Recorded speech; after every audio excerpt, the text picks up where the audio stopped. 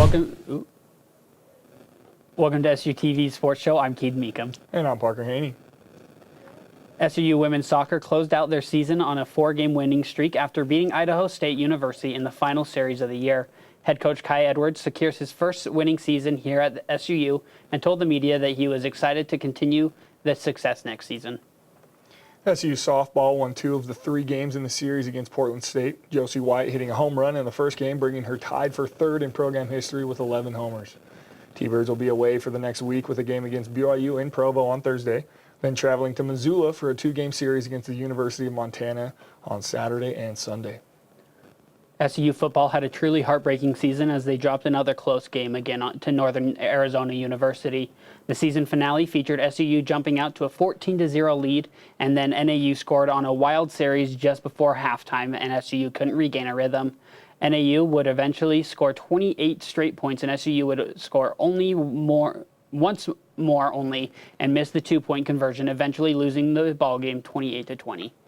SUU will be back in action this fall with their 2021-2022 season just being announced, where they will open the season against San Jose State on August 28th. Following up on SUU's season in football, Matthew Hendricks has an exclusive one-on-one with Thunderbirds running back Karis Davis. I'm Matthew Hendricks with SUTV News, and today I am with Karis Davis, a SUU running back, and today he's going to show me a little bit about how football works. So how'd you feel about this past season that you guys just had? It was a little different, just having a whole season in spring. We're not used to it. We're used to just having games in the fall, so it was just a big change at first. It was hard for some players to be used to just the whole transition, but over time and practice and, repetition, that we're all just there, we just got used to it. So it's been a good thing, though. It's football, you know what I mean? So I'm assuming that COVID-19 has had its toll on football as well. Oh, absolutely. Like I said, mentally, it's just been getting at us. Like, we have to be away from our homes or our families and stuff, and be here at school to practice. But it's just been a learning experience, and we've learned and gotten thicker skin from it. Okay. And how do you feel about this upcoming season? I feel great, man. I think once we figure out what we need to make our team click and our offense and defense to come together as one, which we have been. It's just been like, one thing, one half the offense isn't providing and the other half the defense isn't. But once that changes and once that clicks, we'll be a dangerous team, and I think we'll be good going into this fall for sure. Well, thank you for your time. And again, thank you for showing me stuff about football. I'm not really good at sports, so again, thank you again for that. Oh, absolutely, man. I'm glad I can help. Awesome. All right. Now is Karis Davis, the running back for the SUU football team, and I have been Matthew Hendricks with SUU TV News. Oh my God! We'll have to make sure Matt's okay after that hit. SUU track team traveled to Eugene, Oregon to compete at the newly completed Hayward Fields. Our reporter Allison Prey has more. In Eugene, Oregon, the old Hayward Field was torn down to be rebuilt. The stadium was finished, and they were able to host the first track meet there since the new stadium was done being built. A group of our track athletes were lucky enough to qualify and compete at this meet. Being at that opening of the stadium at Hayward Field, especially with the history, the rich history of Hayward Field, with the Nike organization and the coach, Prefontaine, and then to see, I was there before it was torn down, and that had such a great history. And then to go into that stadium was a crazy experience. As nostalgic and exciting the stadium was, the athletes remained focused on their races. There was a lot of high-caliber athletes racing, creating great competition. This gives our runners a good setup to put down some fast times early on. So the race at Hayward Field was pretty spectacular. Coming onto the brand new field was a pretty cool experience. Was expecting a PR going into it, but it was pretty special coming to the finish line and seeing like how fast the time really was. It was super nice, and all the teammates there cheering us on. It's always gets people pumped, so it was super nice. Let's go, Aiden! Looking good, Christian! Bro, you look good! So many of our athletes threw down some incredible times. As of right now, there's a solid group in the running for the regional qualifiers. Others are ranked even as high as top 10 in the nation for their event. A great day for our T-Birds. SU's track team had a great season opener at the newly built Hayward Field in Eugene, Oregon. With this being their first meet of the season and seeing such great performances, we're all so excited to see what they do next. Wish them luck on the rest of their season. My name's Allison Prey with SUTV News. Coming up, I'll be interviewing Allison Prey on her experience at Hayward Field and how the team did. Jason, let's go see your room.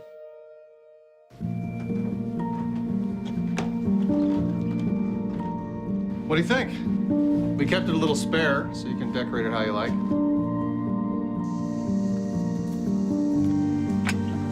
Dinner! Go? Excellent. Soccer is fun. Yeah, I saw you guys out there.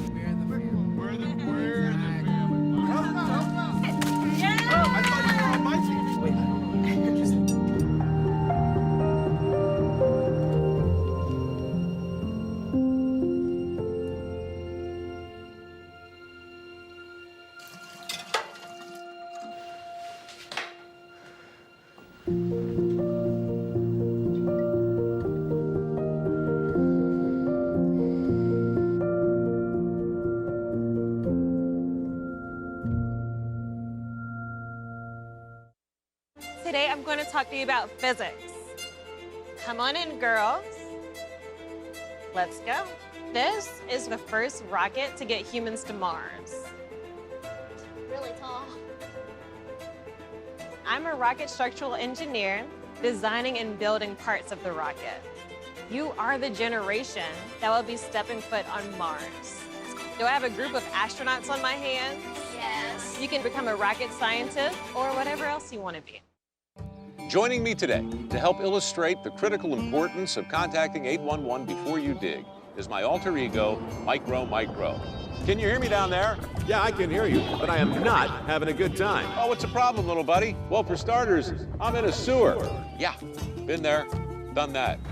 Something's wrong down here. Hey, wait, whoa. Oh yeah, that's just another guy who started to dig before he called 811.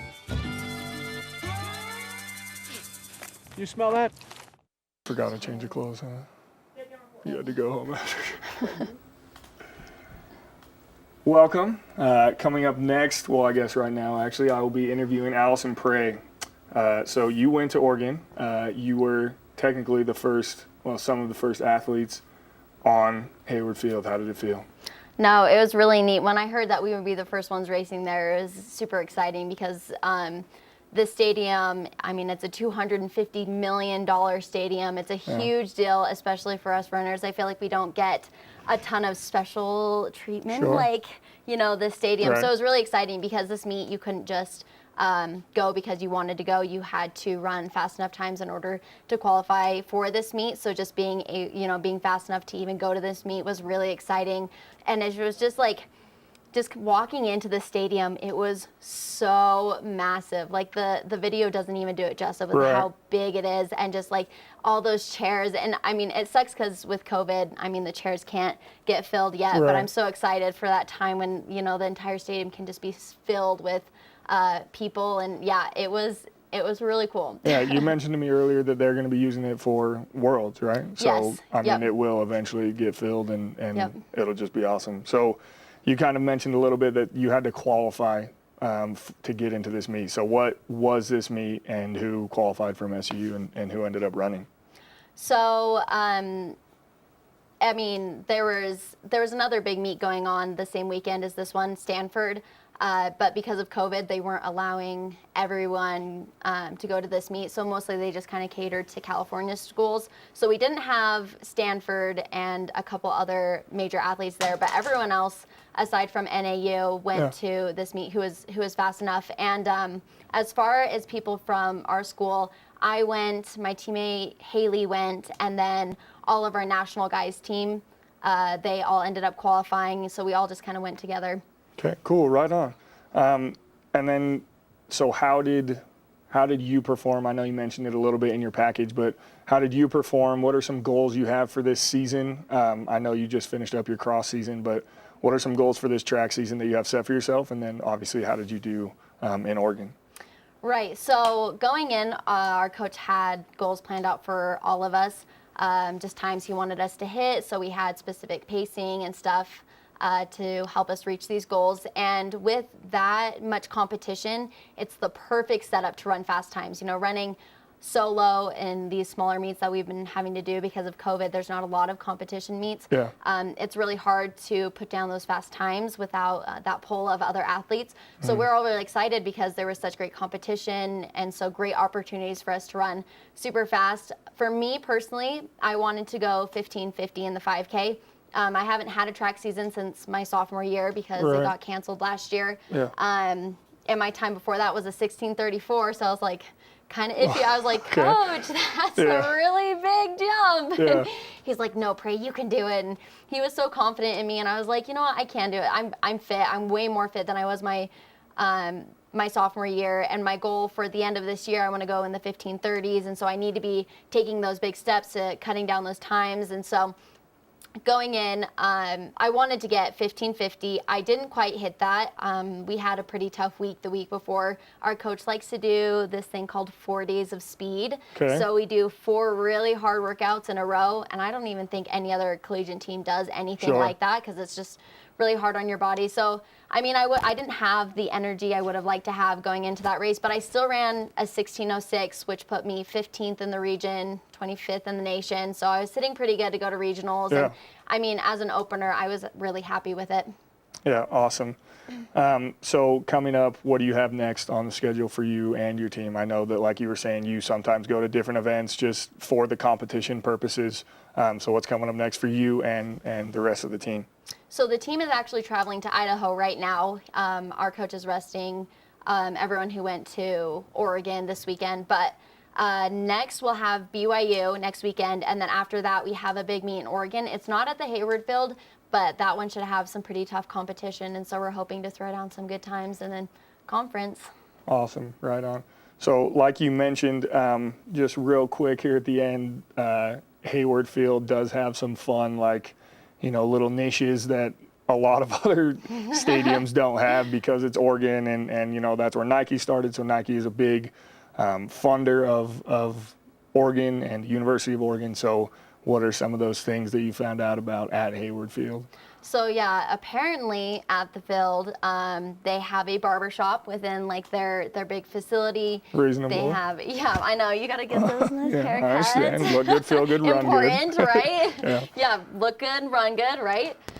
They also have a movie theater in the stadium, which is pretty neat. Yeah. They have like 4 tracks within the track, which is also crazy, you know, just like a fun little extra things that they have going on there. Awesome. Well, thank you so much, Allison. Again, this was our very own Allison Prey talking about her track meet at Hayward Field. And coming up, we'll give you some updates on the MLB and the NBA. My freaking phone For too many fell out of my people, pocket, this literally could be the right at the gateway end. to opioid addiction. My son was in pain. He needed something after surgery. I was prescribed opioids. I didn't realize the risk. Our family was changed forever by opioids. Meet 3 everyday Americans whose lives were devastated by opioid addiction. Everyone says it can't happen to me. It can't happen to me. It can't happen to me. Tell that to my son. Tell that to the 3 million people who become long-term opioid users every year after surgery. The truth is, we didn't know we had options other than opioids after surgery, but now we do. I never thought addiction would be part of my life story, but it is. Visit planagainstpain.com/gateway to hear their full stories and learn about non-opioid options for managing pain after surgery.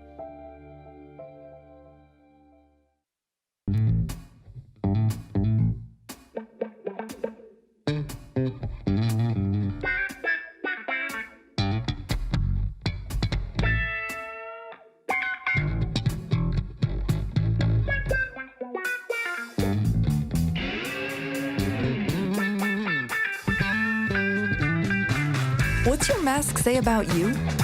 It says you care about others. So mask up and save lives. What do you think you're doing, Kevin? Was just gonna drive home. There are several warning signs present that you shouldn't be driving. Like hearing voices? Like your text-to-emoji ratio? Oh man, the selfies.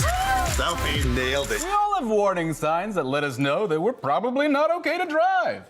Mine is pretending to be your subconscious. Craig, come on, man, let's put a ride home.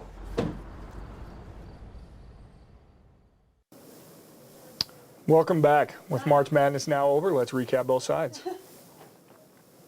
March Madness has finally come to an end, and we have our champions. First, on Sunday, April 4th, the Arizona Wildcats and the Stanford Cardinals gave us a thrilling matchup in which Stanford came out on top, 54-53. Then, on Monday, April 5th, the undefeated Gonzaga Bulldogs and Baylor Bears met for the men's championship. The game was far from thrilling, however, as Baylor came out swinging and never looked back as they beat the Bulldogs 86-70. Were you surprised about the outcome of the men's game?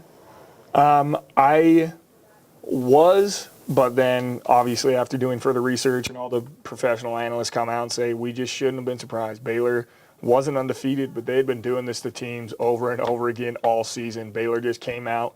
They were the aggressor. Their defense was better and really just put together a full game and just smacked around Gonzaga. You think this would have happened earlier in the season if their game didn't get canceled?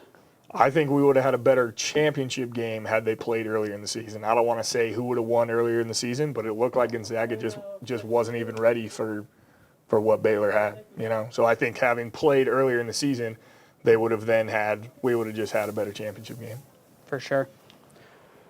So today marks a very important day in sports history, as it is the 74th anniversary of Jackie Robinson breaking the color barrier and making his debut for the Brooklyn Dodgers in 1947. Robinson won Rookie of the Year that year and also went on to win the National League MVP in 1949 and the World Series in 1955. He was also a six-time All-Star from 1949 to 1954. Robinson had his number 42 retired by the entire MLB in order to recognize his significance and contribution to the world of sports. How do you see Jackie Robinson, not only we mentioned his contribution to sports, but how did Jackie Robinson breaking the color barrier affect other sports like the NBA, the NFL? Yeah, just gave them the opportunity, right? We've seen the movie 42 and the things that he had to go through. He went through it so that nobody else had to. And obviously, black players still struggle with a little bit of that kind of stuff, but Jackie Robinson really took the brood of it, and he's just a real hero. For sure. We move to something a little more serious as 3 Minnesota teams postponed their games Monday in wake of Sunday's police shooting and killing of Daunte Wright during a traffic stop in Brooklyn Center, a suburb of Minneapolis. The shooting of 20-year-old Daunte Wright this Sunday is not far removed from the death of George Floyd last summer, which also took place in Minneapolis. The Twins had been slated to host the Red Sox, the Timberwolves were scheduled to play the Nets, and the Minnesota Wild were set to host the Blues. All games were rescheduled for later dates. Brooklyn Nets new addition LaMarcus Aldridge has just announced his retirement from the NBA. Aldridge states it's due to an irregular heartbeat that gave him a scare in his most recent game. Aldridge played for 15 seasons in the NBA, most of them being with the Portland Trail Blazers from 2006 to 2015, making a name for himself as one of the best big men in the league. In 2015, he joined the San Antonio Spurs, where he played until just last month when his contract was bought out and he joined a stacked Brooklyn Nets team. Parker, how do you feel, with LaMarcus Aldridge retiring so suddenly? Yeah, I found it very admirable. He said in his letter, his retirement letter, that he was doing it for himself. He had put basketball in front of himself, his family, and so many other things for so long that when this heart murmur, irregular heartbeat came about, it really put into perspective, how fragile life can be, and you never know when it's going to be taken from him. So he did it for himself, and I thought it was awesome. Yeah, and I really like how the NBA has come out and had his back, calling him mid-range king because of how good he was in the mid-range. Yeah. So wrapping up with the NBA news for the week, Nuggets star guard Jamal Murray suffered a torn ACL on Monday night in their game against the Warriors. Murray was averaging a career-high 21 points per game, and that was a key part of his team's 35-20 record. The Nuggets were able to beat the Heat on Wednesday without Murray, but losing him will give them an uphill battle as the season winds down. Speaking of that, let's talk about seeding here as we have just over 1 month left in the season. Yeah, NBA seeding is always going to be a hot topic, right? As we begin to wind down, and how do you feel about your team, the Jazz, and do you think they're going to secure that 1 seed, or are they going to let it slip? And then tell me a little bit about the East as well. So I think the Jazz are going to, hold on to it, but maybe by 1 to 2 games, because the Suns are really starting to come into their own, and with Chris Paul and Devin Booker playing the way they are, it's going to be a tough matchup for the Jazz to secure that 1 seed. But I think out in the East, the 76ers have it locked. Yeah. There's no way the Celtics or anybody can really touch them there. All right, fair enough. Stay tuned to watch our This or That section coming up on sports. We are strong, we are resilient, and we will get through this together. But these are stressful times, and it's important to also practice good self-care. It's normal to feel overwhelmed, anxious, or afraid, but there is hope. Reach out to someone, connect with your friends, stay in touch with your community, and know that you are not alone. Learn more at wearebroadcasters.com/hope, furnished by the National Association of Broadcasters and this station.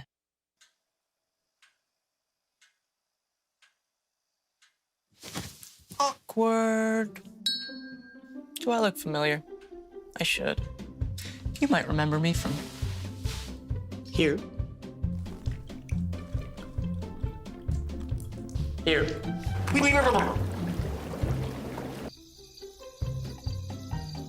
Or maybe even here. But an awkward silence can be a great thing. It can actually be a perfect moment to reach out to a friend and ask if they're okay if they seem down. It doesn't matter how you say it. You all right? Everything's okay? All G? You all right, girl? You cool? You bugging dog. Just show you're there for them. Go on, Kelly. Seize the awkward.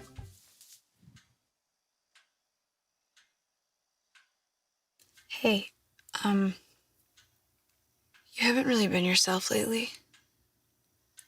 Are you okay? Find out how you can help a friend with their mental health at seizetheawkward.org. Welcome back. Now it's time for the final edition of This or That. In the upcoming NBA draft, who would you rather take number 1 overall? Cade Cunningham or Jalen Suggs or somebody else? Cade Cunningham. Because of his size and versatility, he's going to come in as a better shooting Ben Simmons. And with the way Ben Simmons is playing right now, having a better shooting version of him, you can't pass up. Yeah, probably a little less on the defensive side of the ball, but I'm 100% with you. There are analysts who think that he's going to come in and in his rookie season shoot over 40% from 3. That's going to be awesome. And being 6'6", 6'7", the way he can handle the ball, he's just, I love him. And not to take anything away from Jalen Suggs, right, because he does a lot of good things. He handles the ball really well. He's very basketball smart. But, yeah, I'm with you. Cade Cunningham has to be the number 1 pick, in my opinion. I think the small ball lineups that everybody's going with, Cade Cunningham can fit in anywhere as that point forward, point center, the point guard. Yeah. You have those tall guys that can go anywhere. So, you put Cade Cunningham, Bol, players like that, and they can go anywhere. Yep. So this past few drafts have given us the league some future superstars, such as Luka and Zion. Yeah. Who do you think wins their first ring first? Luka, Zion, or somebody else? I got to go with Luka, and it's because of the checkpoints that he has already hit at such a young age, right? He is already, coming into this upcoming season, he was 21 years old, and he was the favorite to win MVP. When was the last time that happened? Maybe with LeBron. It is crazy the checkpoints that Luka has hit at such a young age, and with those checkpoints comes a ring. And I think that the Mavs front office is just a lot better than the Pelicans front office. So I got to go with Luka, and I think it's going to be Luka. I'll give you 2 words as to why I think Luka. Point guard. Yeah. Because Mavericks have that point guard in Luka. Yeah, he can play other places, but the Pelicans really don't have a point guard. They're kind of between, Nickeil Alexander-Walker, Drew Holiday. They really don't know who they have where. Yeah. But I think Luka playing the point guard is going to get the Mavs championship first. Yep. Now switching to the NFL. Free agency is come and gone, and the draft is in 2 weeks. Who will be competing for worst team next year, the Bears or the Texans or somebody else? Texans. And 2 words again, quarterback. Yeah. They have that quarterback controversy already. Not really a controversy of who's going to start, but who's going to be there. Yeah. You got Deshaun Watson, who has adamantly requested trades. He's in a little bit of and told him that he's not going to play. Not going to play. He's in a little bit of legal trouble right now. Yeah. But he doesn't want to play for the Texans. Yeah, I agree with you that it's going to be the Texans, and I think it's also 2 words, but it's going to be the front office, and I guess they kind of go hand in hand, but they just can't figure out what they're doing. They're, like we've been saying, Deshaun Watson has multiple times requested a trade, and they're saying, no, he's not available. They're not even taking calls, right? It's like, why wouldn't you at least pick up the phone? It's your job to make the team better, and you're not even going to take calls on what people are going to offer you for Deshaun Watson. I think that they can get 3 first-round picks for how good Deshaun Watson is. They have to do something, and I just don't think they are. So I think they're going to be the worst team. For sure. So young quarterbacks are taking over the NFL, as we mentioned, Deshaun Watson. Who would you rather have for the next 10 years?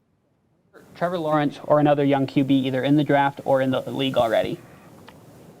This one is hard for me because we haven't seen Trevor Lawrence play, because I do think that Trevor Lawrence is going to be better than Justin Herbert, but because I haven't seen him play, I think I have to go with Justin Herbert. He's in that West Coast offense. They stretch the field, they throw the ball all the time, so it's a little bit easier for him to get those big games. But the things that Justin Herbert has done in his rookie season have just been unreal and are on pace to be, he's on pace to be an amazing quarterback. So I think I got to go with Justin Herbert. I think I'd have to go with Justin Herbert as well. But it was really a toss-up for me between Justin Herbert and Kyler Murray. Sorry.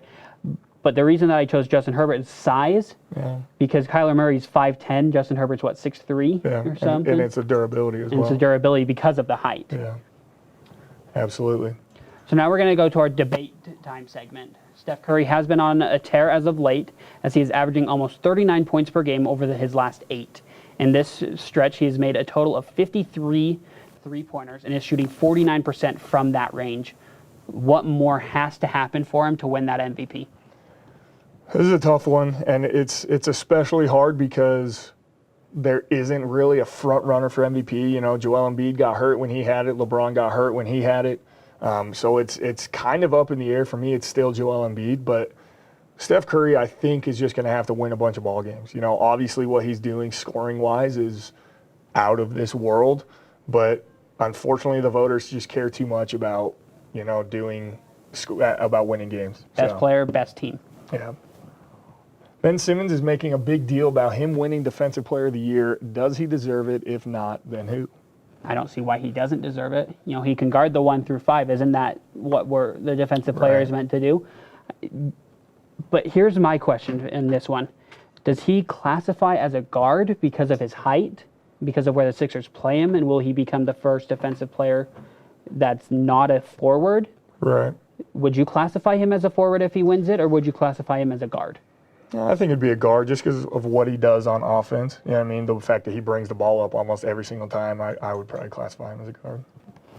With the San Francisco 49ers now picking at number 3 in the draft with their recent trade with the Miami Dolphins, there are so many rumors regarding who they will pick: Justin Fields, Mac Jones, or Trey Lance. Who do you think they go with, and why?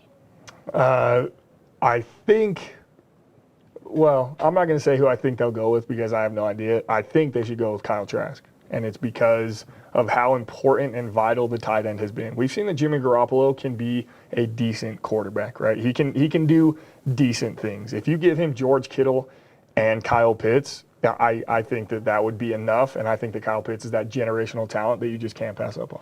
Yeah, I think if Justin Herbert's there, they go with Justin Herbert. Justin Fields. Sorry. Yeah. Tons of receiving talent is at the top end of the upcoming draft. Who would you rather have your team take? Jamar Chase, Jalen Waddle, Devontae Smith, or Kyle Pitts? So I'm a Browns fan. We've got OBJ and Jarvis Landry, who each had incredible seasons.